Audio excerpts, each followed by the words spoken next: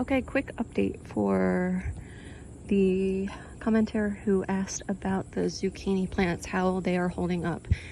Today is August 11th, 2022, and this is the first one that I cut to remove the vine borer from. I did get it, at least the one, and then I did a big dose of the BT spray and buried the roots. A few inches of soil, nothing fancy.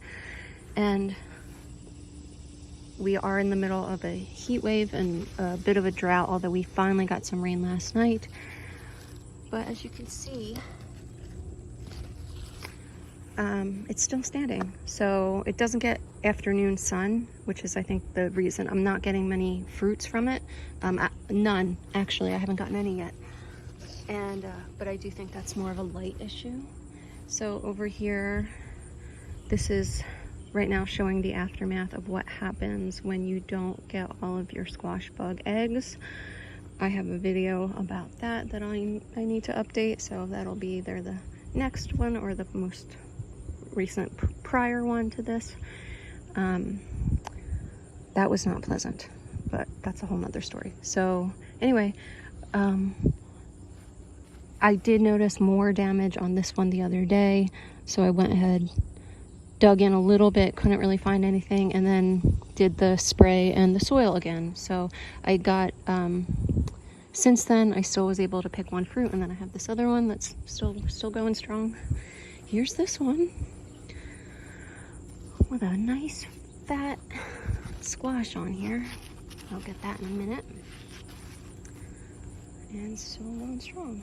And then in the back row,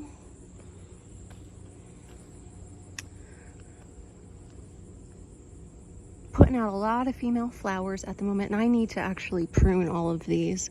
I noticed on another comment too about somebody's stem breaking, and I'm wondering if they kept all the leaves on, because that can add a lot of weight. So, and like over here, it's totally gotten away from me. I need to deal with that too, or else mine's gonna break. So they had mentioned putting a stake in, so that's definitely something I've also seen. I've never done that before, but you can draw a stake into the ground and then rope secure the stem just like right around the stake. And yeah, but I did not do that one. So here's an update on this little guy. This one was a late planting. I think this is the green zucchini squash, I hope, or the gray zucchini, I hope so. I don't remember the leaves looking this cool though, so I'm not really sure. You see how like webbed they look? And then these were seeds that went in, doing almost as good at this point as this one that was a root bound cell started one. And then what do we have over here? Here's these two, doing much better than that little guy. That was root bound in a little grown container, and then this was a couple seeds I just threw in the ground, and you can see what happens. It's that, this one will probably catch up to this one, but it's the adjustment time and that whole process it needs to get acclimated to the new environment, and it really slows it down. So if you can direct sow, I don't know, I think I might have to make my whole channel about just direct sowing. Oh wow, is that a big old hole? Let me see something. Do you see that? Oh Lord. Yeah, that's no bueno. Okay, so I'm gonna get the spray on there too, and then I need to trim all of these. You just have to trim the stems that are coming lower than so like everything down here. I have to see, it's hard to see in this light right now, but I think there's another one in there. So get all those off, and that'll take a lot of the weight off the stem. And then last year I had mine grow up and over, and the stem was fine. It didn't break or anything. So I'm thinking, again, it might have been from the bottom leaf weight.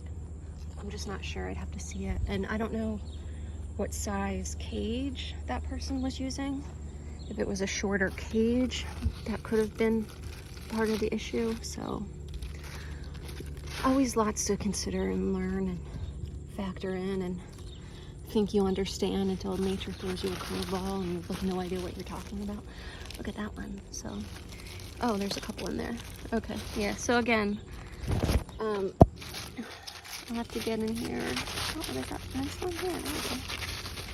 Poor little guy. This is all way too crowded, so I'll get in here. I'm gonna trim these down, and then what I'm gonna do after I trim them is either do a neem spray or another BT spray, just to hopefully deter any bug activity from happening. From what I understand, the vine borer season runs in a way that they hit sort of once, and after that it's sort of like a one-time shot. So anything you plant after that is supposedly okay. It'll be safe, supposedly.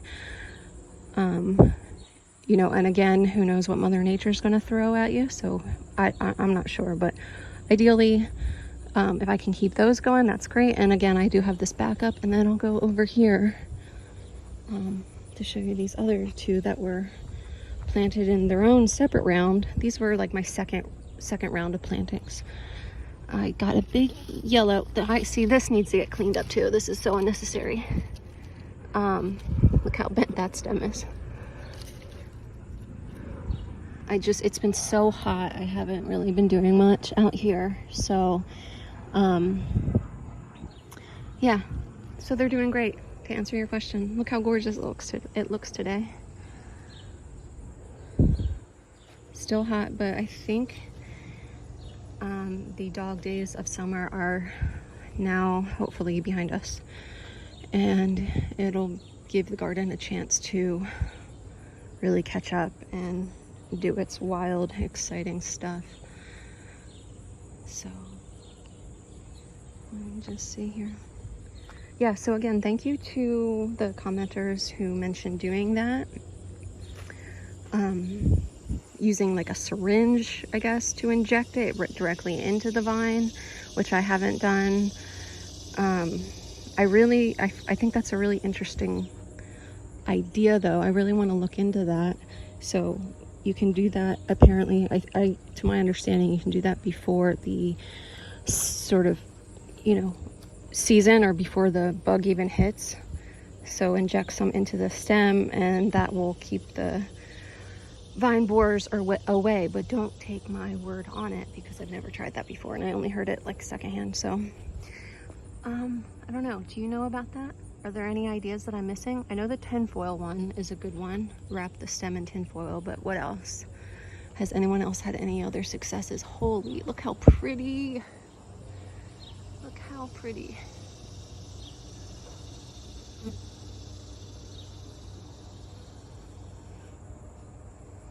Anyone else celebrating the rain at this point? Oh, how pretty.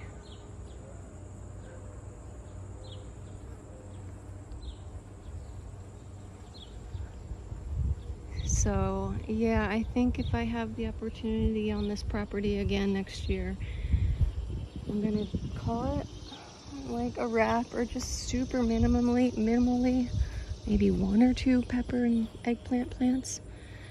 But life's better with zinnias, and I don't really eat a lot of nightshades. So I did half the tomatoes I had last year this year, and they're all just green. None of them are turning. I have to cut them down, take them off the stem, and let them green up on the deck there, because otherwise they get too filled with water from watering and will split before they have a chance to ripen. I mentioned in another video, the garden guru Hugh Richards. Is that his name? Hugh Richards? He at one point talked about not watering your tomato plants once they're established, because they will then go down into the soil, expanding their roots. So it'll create a really strong root system for the plants. And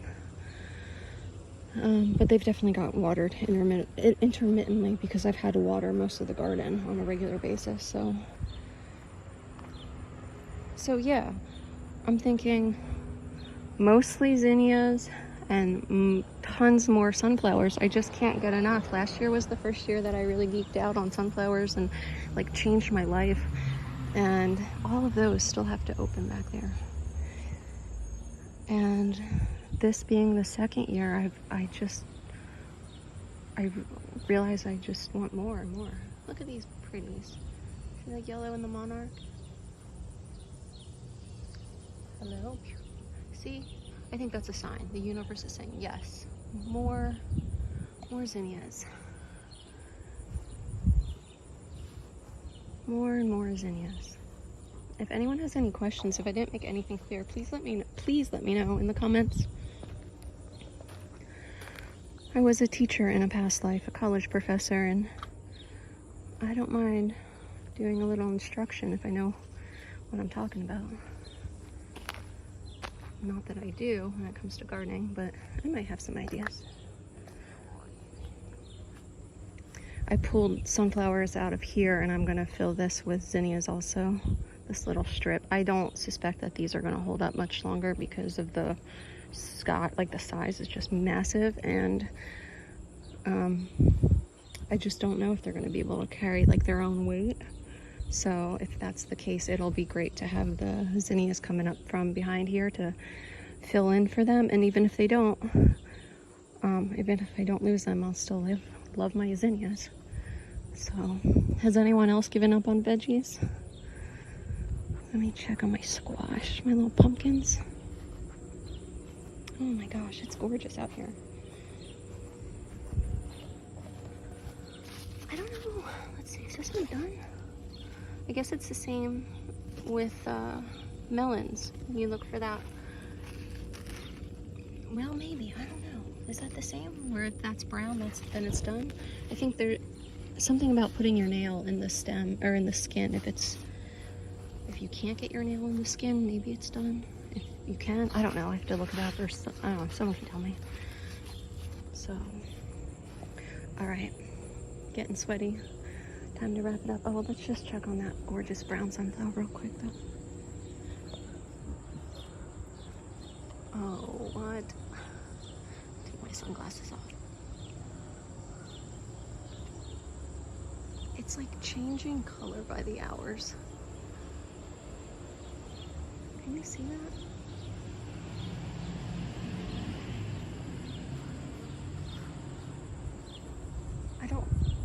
It's so many different shades of reds and browns and yellows and oranges and gold. Mahogany and walnut. I'm dumbfounded.